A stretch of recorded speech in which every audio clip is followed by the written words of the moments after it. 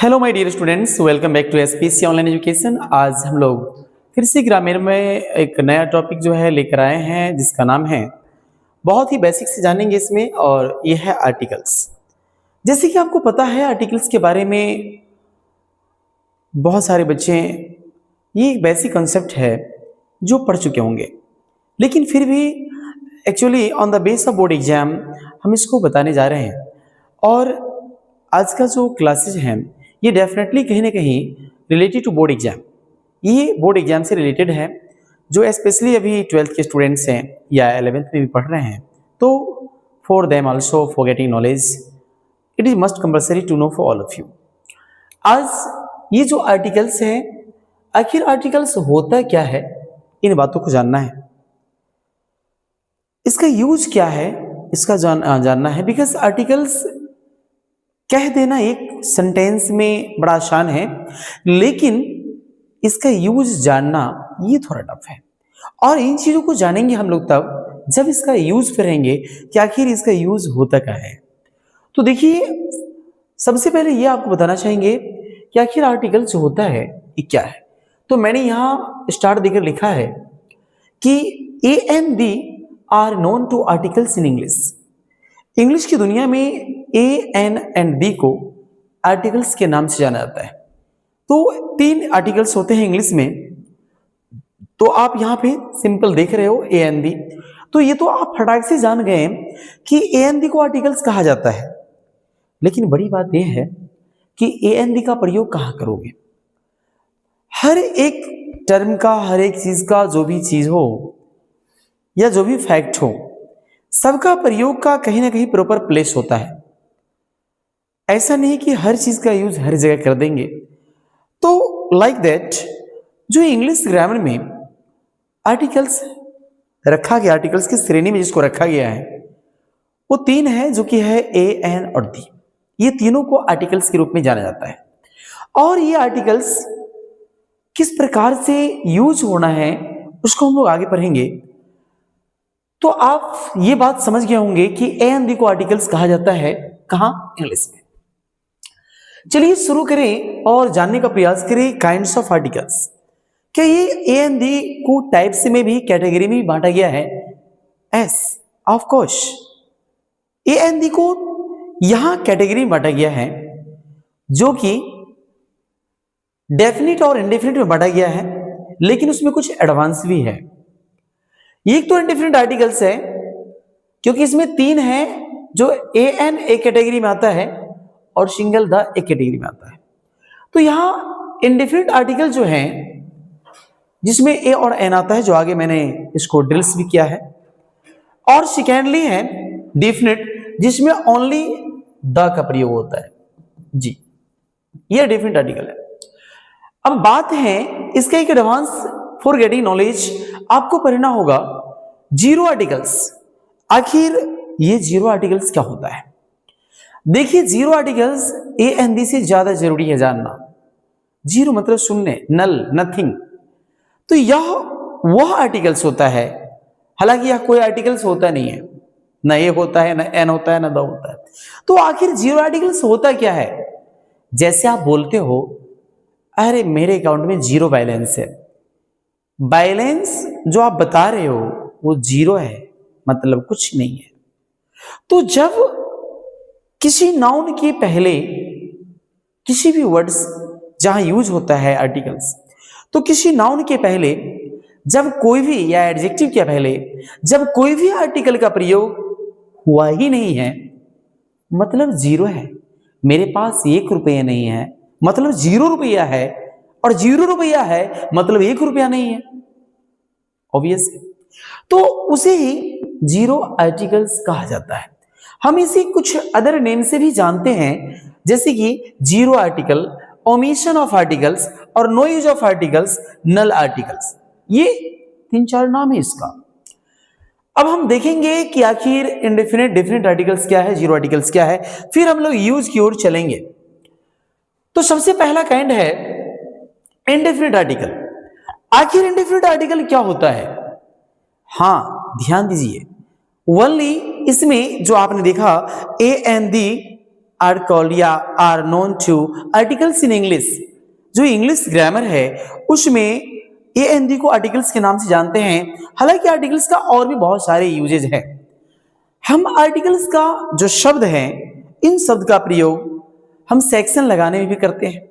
नहीं, हम अपनी कॉन्स्टिट्यूशन में इसको रूल अप्लाई करने में, धारा लगाने में भी articles, article a, article O use होता है।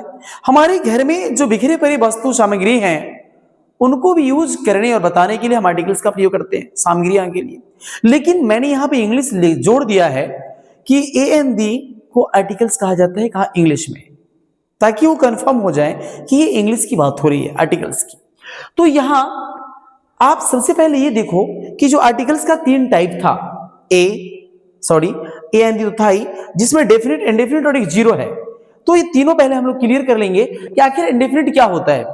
तो इंडेफिनिट आर्टिकल जो होंगे, a and an are known to indefinite article. A और एन को आप इंडेफिनिट आर्टिकल बोलोगे। जैसे एग्जांपल देखेंगे, ही इज अ लीडर। इसका मीन्स है कि वह एक नेता है, but I don't know who is he. वो नेता तो है लेकिन सर्टेन नहीं है, एक इंडेफिनिट है। तो इंडेफिनिट को बताता है और निश्चितता को बताता है। तो यहां ये का जो प्रयोग हुआ है, यह एक आर्टिकल है और आर्टिकल में इंडेफिनिट है। My brother is an engineer. अब मेरा भाई एक इंजीनियर है, बट ये सर्टेन नहीं है कि वो इंजीनियर किस चीज का। मैं ये चीज बता नहीं रहा हूं, मैं सिर्फ ये बता रहा हूं कि वो एक इंजीनियर है। अब यू कैन गेस भाई what type of engineer your brother is. No, तो किस तरह के हैं वो चीज आप गेस करेंगे या आप हमसे पूछेंगे। तो यहां पे सर्टेनिटी नहीं दिख रहा है, अनसर्टेन है ना।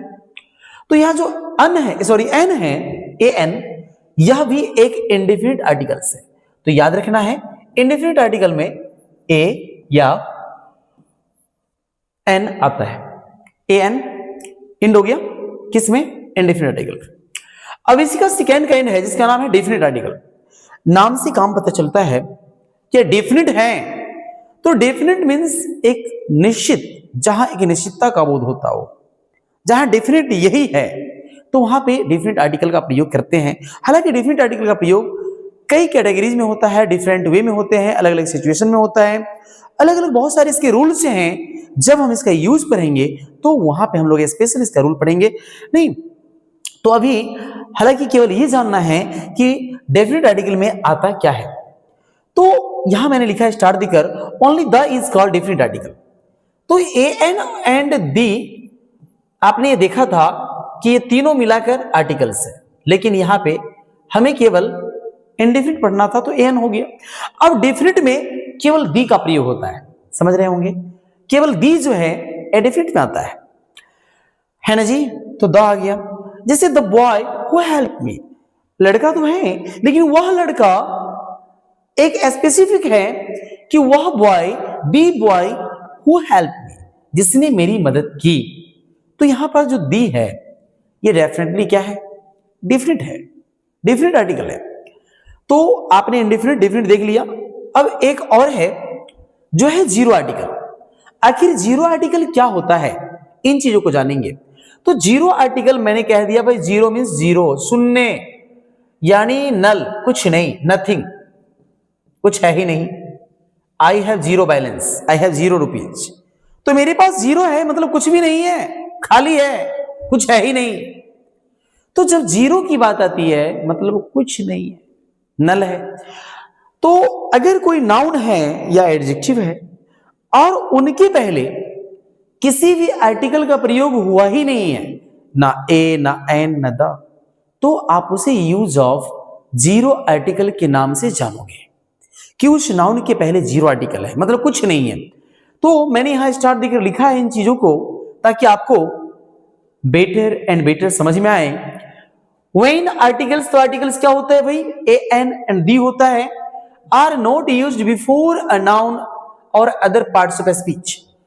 जब किसी नाउन या अदर पार्ट्स ऑफ स्पीच के पहले किसी भी आर्टिकल का यूज नहीं किया गया हो, एन डी का प्रयोग नहीं किया गया हो, तब उसे हम यूज ऑफ जीरो आर्टिकल्स कहते हैं। Actually some examples are given here, जैसे कि आई ड्रिंक वाटर। अब मैं पानी पीता हूं, यहां जो वाटर है क्या है? ये एक नाउन है। क्या है? नाउन है, और ये अनकाउंटेबल नाउन है। इस नाउन के पहले कोई आर्टिकल का प्रयोग नहीं होता है, बिकॉज आप पानी को काउंट नहीं कर सकते हैं, तो ये अनकाउंटेड है। आई ड्रिंक वाटर, आप ऐसा कभी नहीं बोलते हो कि मैं ये को पानी पीता हूं, मुझे ये को पानी दीजिए, मैं 2 को पानी पीता हूं, मैं 5 को पीता हूं, बिकॉज इट इज अनकाउंटेड। आप जब भी पीते हो तो उसे एक शेप में लेके पीते हो, या वो शेप ग्लास का हो, लोटा का हो, या जग का हो, या अन्यथा हाथ के ही शेप से आप पी लो। तो कोई ना कोई शेप में डालकर आप पानी को पीते हैं, या बोतल के हिसाब से पीते हैं, तो किसी न किसी शेप में पीते हो, और शेप के सहारे उसका आप नाम लेते हो, और बोतल of water, a glass of water. तो इस प्रकार से आप उसको यूज करते हैं। तो वहां बोतल या ग्लास के पहले ए लगता है, लेकिन यहां वाटर के पहले जीरो, कुछ भी लगाना नहीं है, नथिंग, ये जीरो आर्टिकल है। राइस अनकाउंटेड है, आप इसे काउंट नहीं कर सकते हो, यहां भी कुछ भी नहीं है, जीरो आर्टिकल है। जब कुछ नहीं है तो जीरो आर्टिकल है। क्रिकेट, ये एक रूल होता है, किसी भी गेम के नाम के पहले आर्टिकल्स का प्रयोग नहीं होता है, तो इसीलिए यहां पे यहां किसी भी आर्टिकल का प्रयोग नहीं हुआ है। We are learning English. English एक भाषा का नाम है, तो ये आर्टिकल्स का एक ये भी रूल है कि before the name of any language articles are not used. किसी भी भाषा के नाम के पहले आर्टिकल्स का प्रयोग नहीं किया जाता है, इसीलिए no articles is used here, यहां पे no use of articles, it means zero articles का प्रयोग हुआ है। तो आपने देखा कि जितने आपने देखा अभी यहां सारी की सारी क्या है, ये एक नाउन है, और इस नाउन के पहले, इन सभी नाउन के पहले किसी भी आर्टिकल का प्रयोग नहीं किया गया है। मतलब अगर कोई आर्टिकल्स का प्रयोग नहीं किया गया है, इसका मतलब ये जीरो आर्टिकल है। यहां जो यूज हुआ है जीरो हुआ है, जीरो मतलब कुछ हुआ ही नहीं है। ऑब्वियस, समझ में आ गया होगा। अब आगे चलते हैं। इसके बाद में हम लोग आर्टिकल्स में ये पहले जानेंगे कि आखिर यूज ऑफ एन क्या होता है। एन का यूज पढ़ेंगे, और फिर उसका कुछ एडवांस भी पढ़ेंगे। देखिए, जैसे इन चाइल्डहुड आपको एक बेसिक कॉन्सेप्ट दिया गया था, A E I O and U. A E I O U की जो पहले होता है, जैसे आपको प्रीवियस में या इन जूनियर सेशन में आपको समझाया गया था कि अगर कहीं किसी नाउन के starting letter A E I O U है, आप फटाक से क्या लगा देते हैं? एन।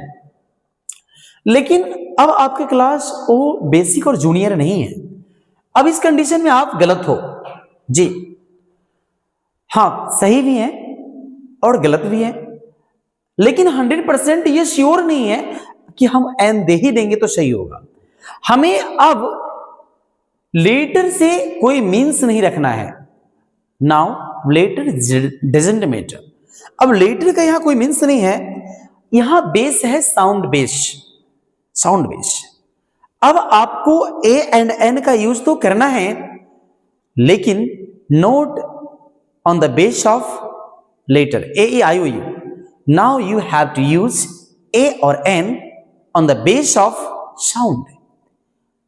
आपको किसी भी साउंड का जो फर्स्ट लेटर है उसका साउंड क्या है, उस साउंड के आधार पे आप यहां यूज करोगे। और इंग्लिश की जो साउंड होते हैं, 2 साउंड्स होते हैं किसी भी लेटर का या वर्ड का। तो एक वॉवेल साउंड है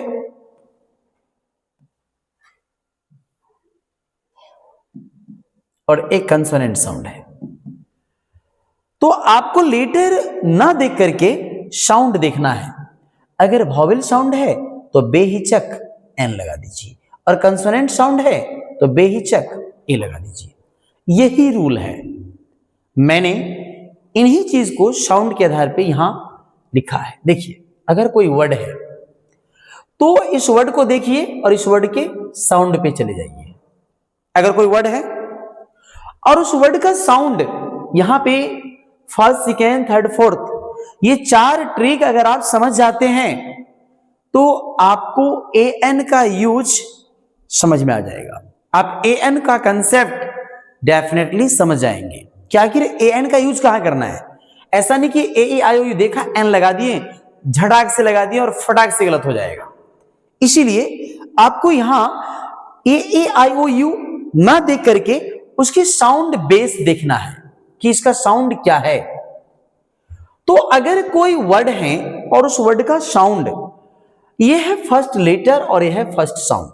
अब जैसे अगर कोई फर्स्ट लेटर है किसी वर्ड का और फर्स्ट लेटर यहां पे कंसोनेंट है ना, फर्स्ट लेटर क्या है, कंसोनेंट है, और इसका साउंड क्या है, कंसोनेंट है। देखिए ध्यान से, कोई वर्ड है यानी कोई शब्द है, कोई नाउन है, कोई एडजेक्टिव है, कुछ भी है, तो कोई वर्ड है और उस वर्ड का जो साउंड होगा, साउंड, उस साउंड में यह देखना है कि उसका फर्स्ट लेटर क्या है और फर्स्ट साउंड क्या है। पहले देखना फर्स्ट लेटर और फिर देखना फर्स्ट साउंड। अगर फर्स्ट लेटर कंसोनेंट है, अब जैसे सी, बी, जी, ये सब क्या है, कंसोनेंट है, तो लेटर कंसोनेंट है और उसका साउंड जो है, साउंड वो भी कंसोनेंट है। ध्यान से फिर सुनिए, अगर कोई वर्ड है उस वर्ड का फर्स्ट लेटर कंसोनेंट है और उसका साउंड भी, जैसे कैट, बॉय, काउ, ये जो सारे वर्ड्स हैं, इन सभी वर्ड्स का जो फर्स्ट लेटर है ये सारे कंसोनेंट है और इसका जो साउंड है क, ब, ज, ग, ये सारी कंसोनेंट है। तो ऐसी कंडीशन में लगेगा ए, एन लगाओगे तो गलत हो जाएगा, एन नहीं होगा, क्या होगा, ए होगा। तो ये पहला ट्रिक था, फर्स्ट यानी लेटर या सॉरी वर्ड साउंड, तो फर्स्ट लेटर कंसोनेंट और फर्स्ट साउंड कंसोनेंट, तो उसमें जो आर्टिकल का यूज होगा वो ए का प्रयोग होगा। अब आइए ट्रिक नंबर 2 में, अगर कोई वर्ड है और उसका पहला जो लेटर है, फर्स्ट लेटर है, वो है कंसोनेंट, लेकिन उसका जो फर्स्ट साउंड है वो है वॉवेल, तो ऐसी कंडीशन में होगा एन। ये क्या कह रहा है कि लेटर होना चाहिए कंसोनेंट और साउंड होना चाहिए वॉवेल, जैसे कि ऑनेस्ट मैन। अब देखिए एच, तो एच क्या है, कंसोनेंट है, लेकिन साउंड ओ बनता है, हॉनेस्ट नहीं होता है, ऑनेस्ट होता है, तो एच जो है यहां पर वॉवेल साउंड है, इसीलिए यहां पर क्या है, एन का प्रयोग हुआ है। फिर आगे देखिए, ट्रिक थर्ड है, अगर कोई लेटर किसी शब्द का फर्स्ट लेटर वाउल है यानी वॉवेल है और उसका फर्स्ट साउंड भी वॉवेल है, बोथ आर इक्वल, अगर दोनों बराबर है, साउंड भी वही है और लेटर भी वही है, तब तो फिर बल्ले बल्ले है, तब तो उसमें बेहिचक आप एन लगा दो। लेकिन उसी में अगर हमारा कोई वर्ड है और उसका साउंड, अगर साउंड क्या है, वॉवेल है, लेकिन सॉरी लेटर वॉवेल है लेकिन साउंड क्या है, कंसोनेंट है, तो ऐसी कंडीशन में आपको क्या देना होगा, ए का प्रयोग करना होगा। जी, जैसे कि European boy, European boy, university, unique, uniform, unity, इन सभी वर्ड्स में जो लेटर है वो लेटर वॉवेल है, लेकिन जो साउंड है वो क्या है, कंसोनेंट है, तो ऐसी कंडीशन में आपको देना है ए। ये 4 ट्रिक्स अगर आप समझ गए तो ए एन का और भी कोई रूल नहीं पढ़ना है एग्जाम के लिए। अब इसके अलावा कुछ एडवांस ए एन का हम लोग यूज पढ़ेंगे। देखिए, यूज ऑफ ए एन, ये 4 एडवांस। अब इसमें रूल नंबर फर्स्ट है, a an is used in the sense of one. हम ए और एन, इस दोनों का जो वास्तविक अर्थ होता है एक होता है, ए और एन का अर्थ होता है वन, ए का मतलब भी एक और एन का मतलब भी एक होता है, वन होता है। तो वन के अर्थ में करते हैं, जैसे यू हैव डॉग, तुम्हारे पास एक डॉग है, तो ए मतलब यहां पर 1 है। सी हैड एन ऑरेंज, उसके पास एक ऑरेंज है, तो एन मतलब यहां पे ऑरेंज है। समझ गए? एन का प्रयोग 1 के अर्थ में। नेक्स्ट रूल ये है, रूल नंबर 2 में आ जाइए। रूल नंबर 2 है कि a an is used in the sense of any. अब ए एन का प्रयोग एनी के अर्थ में होता है। आपने अभी जस्ट देखा ए एन का प्रयोग 1 के अर्थ में, लेकिन यहां पर ए एन का प्रयोग एनी के अर्थ में। जैसे देयर वाज अ किंग, एक राजा था। अरे भाई वो राजा कौन था? I don't know. मतलब ए मीन्स एनी, अरे कोई राजा था, कोई राजा था। देयर वाज अ बॉय, कोई लड़का, यानी एक लड़का था। वो लड़का कौन था ये कंफर्म नहीं है, तो कोई था। तो जब ए का प्रयोग ऐसे अनसर्टेनिटी के लिए होता है तो वहां पर उसका अर्थ एनी हो जाता है। तो मतलब है कि ए का प्रयोग एनी के अर्थ में किया जाता है। देयर वाज अ पोएट, एक कवि था या कवि थे। अरे वो कवि कौन थे? तो यहां पे ए का मतलब है any. He gave me an import, he gave me an apple, उसने मुझे एक सेब दिया, एप्पल दिया। तो यहां पर एन का मतलब एक है, या कोई भी एप्पल एक दे दिया, एक का भी अर्थ है। यहां पर इस एन का अर्थ 1 भी है और एनी भी है जी। कोई एप्पल मुझे उठा के एक दे दिया, या वो जो भी हो। अब नेक्स्ट देखिए रूल नंबर 3 क्या है। रूल नंबर 3 है a an is used in the sense of each every. Each या एवरी का मतलब होता है प्रत्येक, और पढ़ का मतलब होता है किधर से। तो इस ईच और एवरी का ए और एन का प्रयोग हम ईच और एवरी में करते हैं, प्रत्येक में करते हैं या पर के अर्थ में। कैसे? देखो, my friend earns RS 1000 a month. इस रूल का यूज जानना बहुत जरूरी है। अगर नहीं जानेंगे तो अर्थ आप थोड़ा गलत निकाल लेंगे कि मेरा जो दोस्त है वो एक महीना, एक का मतलब अगर आप केवल एक ही समझते हैं तो एक महीना 1000 रुपया कमाता है, या एक महीना, ज्यादा से आप सोचेंगे एक महीना में 1000 रुपया कमाता है, जो अर्थ बिल्कुल सफिशिएंट और मीनिंगफुल नहीं है। That's wrong. ये इसका जो मीनिंग होगा, एक्चुअल मीनिंग होगा कि मेरा दोस्त प्रति महीना 1000 रुपया कमाता है जी। यहां ए का मतलब है पर या एवरी, प्रत्येक महीना। समझ में आ रही है? ए का मतलब एवरी भी होता है, पर भी होता है। She walks 5 kilometres an hour. वह, यहां पर एन का मतलब है पर, यानी प्रति, पर मीन्स प्रति। वह एन आवर, प्रति आवर, एक घंटे में प्रति आवर के हिसाब से 5 किलोमीटर चलती है, वॉक करती है, टहलती है। तो यहां पे ए एन का प्रयोग किसके लिए? एवरी के अर्थ में और पर के अर्थ में भी किया जाता है। देख लिए। नेक्स्ट अब है a an is used in some particular phrases. कुछ ऐसे फ्रेज हैं जिस फ्रेज में हम ए एन का प्रयोग करते हैं, जो आपको याद रखना होगा। जैसे कि बता रहे हैं जी, ध्यान दें। A an used in some particular phrases, कुछ ऐसे फ्रेजेस हैं उसमें होता है। जैसे आप टीम ऑफ बोलोगे तो गलत हो जाएगा। टीम ऑफ से पहले आपको बोलना होगा a team of, a team of, a crowd of, a gang of, a galaxy of, an army of, a an assembly of, a group of. इस हिसाब से डबल ऑफ हो गया।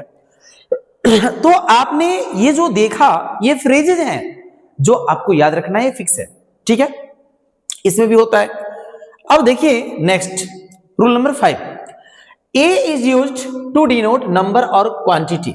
हम ए का प्रयोग नंबर को डिनोट करने के लिए या क्वांटिटी को बताने के लिए करते हैं। जैसे ए लॉट ऑफ, बहुत, ए नंबर ऑफ, बड़ी संख्या में, ए लार्ज नंबर ऑफ, बहुत बड़ी संख्या में, ए ग्रेट नंबर ऑफ, इसका भी मतलब है बड़ी संख्या में, ए ग्रेट मैनी ऑफ, बहुत ज्यादा, और ए गुड डील ऑफ, इसका भी मतलब है बहुत ज्यादा। ये संख्या को बताने के लिए इन सभी फ्रेजेस के पहले यहां पे ए का प्रयोग किया गया है, a number of, a large number of, a good deal of, a great deal of, अगर ये सब नहीं देंगे, इसमें से अगर ए आप हटा देते हो तो ये गलत हो जाएगा। इसीलिए ये सारी सेंटेंस जो आपने देखा यहाँ पे कुछ क्वालिटी को बताने की, क्वांटिटी को बताने के लिए या नंबर को बताने के लिए इस तरह से एडजेक्टिव में ऐसा प्रयोग किया जाता है, राइट। चलिए ये भी क्लियर हो गया होगा। अब लास्ट रूल है ए एन का 6 नंबर, जो a is use in the sense of on. ये तो और भी गजब का रूल है। देखिए लिखा क्या है और अर्थ क्या हो रहा है। ये कह रहा है कि ए का प्रयोग ऑन के अर्थ में होता है। अरे भाई आपने तो ये मतलब एक सुना था, कोई सुना था, ठीक है, लेकिन अब ए का मतलब ऑन हो रहा है, ऑन यानी पर। ये तो गजब है। अब अगर नहीं पढ़े हैं तो इस नहीं पढ़ने का साइड इफेक्ट क्या हो सकता है। कितना ज्यादा जरूरी है यूज पढ़ना, एडवांस। तो यहां ए का प्रयोग जो किया जाता है वो ऑन के अर्थ में होता है, और वो ऑन के अर्थ में कैसे करेंगे यहां एग्जाम्पल के माध्यम से हम लोग देखेंगे। He found her a bed, he found her a bed. अब उसको बेड यहां पर अगर हम मान लेते हैं सपोज दैट अभी कि रूल हम नहीं जानते हैं और इसको अर्थ निकालना है, तो आप क्या कहोगे, उसने उसे एक बेड पाया, उसने उसे एक बेड पाया। अरे वेरी फनी, तो गलत हो जाएगा। यहां ए मतलब ऑन है, अब अर्थ मिलाइए, उसने उसे बेड पर पाया। जी मैंने किसी को देखा तो अचानक उसे मैंने कहां देख लिया, बेड पे देख लिया जी। तो आप कह सकते हो just I found him on bed, तो उसे बेड पे पाया। तो ऐसे कंडीशन में यहां पे ए का मतलब है ऑन। ये आपके लिए काफी इंपॉर्टेंट नॉलेज है, इन चीजों को समझेंगे जो आप अभी सीख रहे हैं। ही वेंट अ हंटिंग, वो जो गया, कहां गया, शिकार पड़ गया। जी यहां पे ए का मतलब है ऑन। अगर पता है आपको, नहीं पता रहेगा ए का मतलब ऑन है तो कहेगा ही वेंट अ हंटिंग, वह एक शिकार गया। वेरी फनी, तो फिर वही हो जाएगा, जस्ट मेक अ फन हो जाएगा। तो मीन्स ये है कि आपने ये देखा कि ए और एन का यूज कहां कहां होता है। मैंने इस सेशन के माध्यम से जो मैंने आज अभी बताया है, जिसमें ए एन का 6 रूल्स बताया है, प्लस साउंड बेस पे आपको मैंने 4 रूल्स बताया है। ऑल टुगेदर हम 10 रूल्स आपको अभी बता दिए हैं। आई होप आप समझ गए होंगे और आज की क्लास के लिए काफी है। तो फिर हम लोग आर्टिकल्स का नेक्स्ट पार्ट लेकर उपस्थित होंगे, एंड इसी तरह से बने रहें और कंटिन्यूटी रखें, डेफिनेटली समझ में आया होगा। और अगर किसी प्रकार का कोई कंफ्यूजन है तो आप मुझे कमेंट सेक्शन में कमेंट जरूर करें, definitely you will be helped. That's enough for today and thank you for watching this video. Have a nice day, bye bye, take care.